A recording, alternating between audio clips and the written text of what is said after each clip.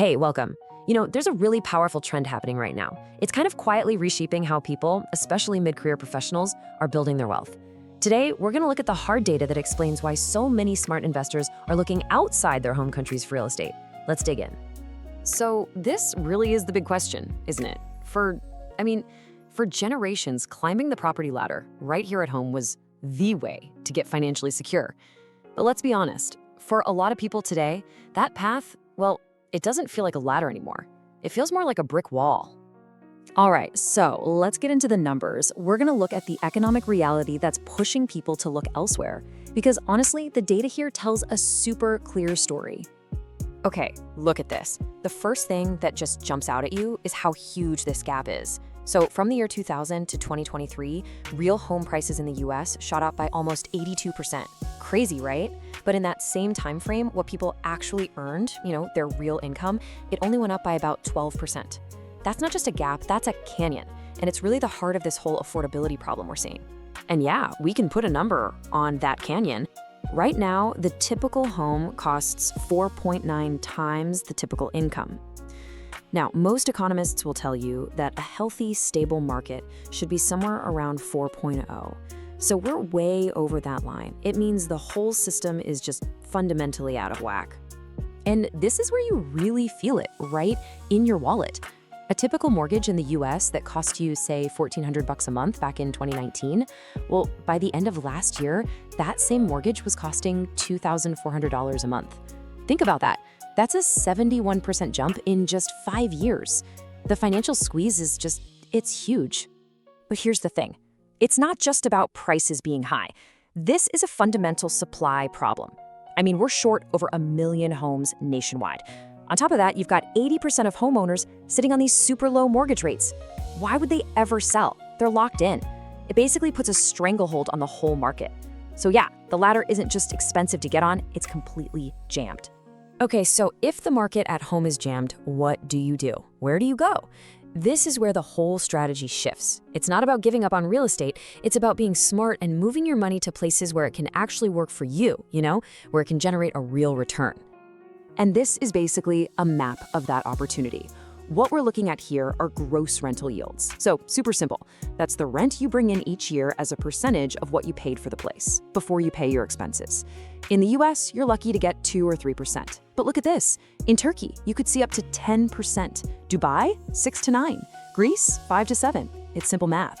Your money is just working way, way harder in these other places. Let's put some real dollars to this to make it hit home. Say you have $150,000 to invest. You put it into a property here in the US, and you're looking at maybe $3,700 a year in income. Now, take that exact same 150 grand and put it in a market that gets you a 7% yield. Suddenly, you're looking at $10,500 a year. That's nearly 3 times the cash flow from the exact same amount of money.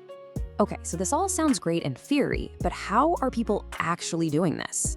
Well, it's not just an idea on a spreadsheet. Let's walk through 3 common playbooks, like real-world strategies that people are using right now to make this happen. First up, you've got what we can call the yield chaser. So picture a 44-year-old engineer. They've got 200 grand saved up, and their goal is simple: maximum passive income. They're looking at a place like Istanbul, Turkey, because the big draw there is one of the highest rental yields you can find anywhere. We're talking up to 10%. Their entire game plan is just about getting the most cash flow possible. Okay, next up is the diversifier. This might be a 39-year-old marketing director who's thinking bigger than just the monthly check. They're looking at Athens, for example. Yeah, they get a decent return on their investment, but here's the kicker. They can also tap into Greece's Golden Visa program. That means they get EU residency for their whole family. It's like a 2-for-1 deal, a solid investment, plus a massive lifestyle and mobility upgrade. And the third strategy? Let's call it the tax optimizer. So maybe this is a 51-year-old who works in finance. They might look at a market like Dubai.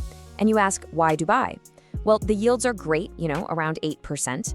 But the real game changer is that the rental income is 100% tax-free. And that's the whole point, right? It's not just about what you make, it's about what you get to keep. So, that diversifier profile we just talked about.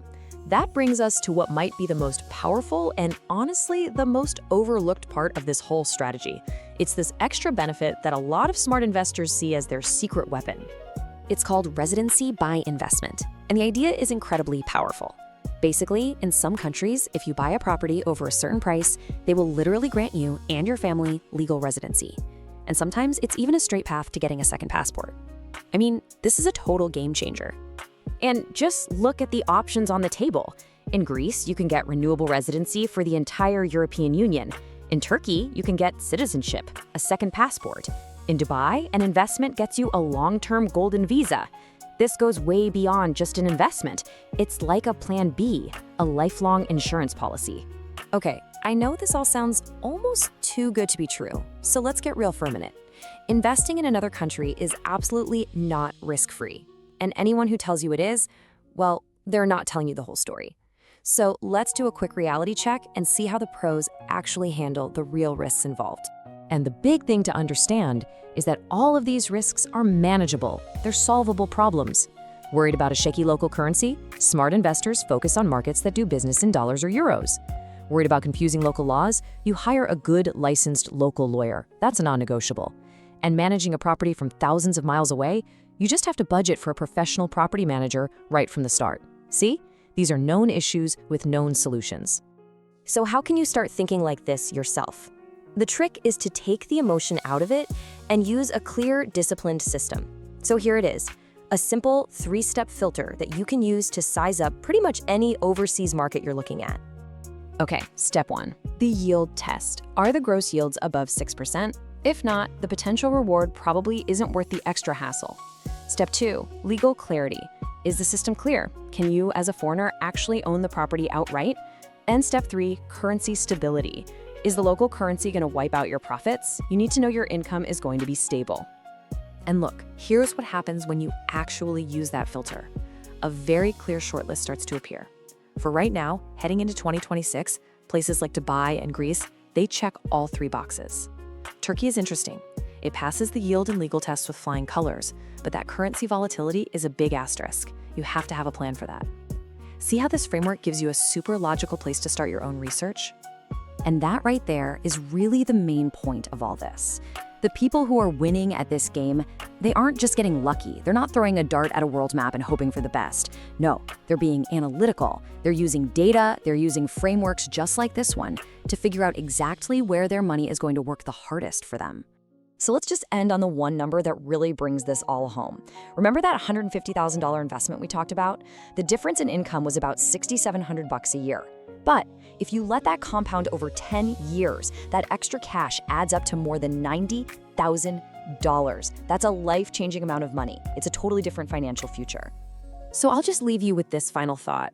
If your money could be working 3, maybe even 4 times harder for you just by looking somewhere else on the map, doesn't it make sense to at least take a look?